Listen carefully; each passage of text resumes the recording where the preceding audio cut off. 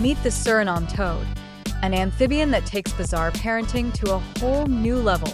Native to South America, this flat, leaf-like toad is a master of camouflage, blending perfectly into muddy riverbeds and ponds. But the real shocker?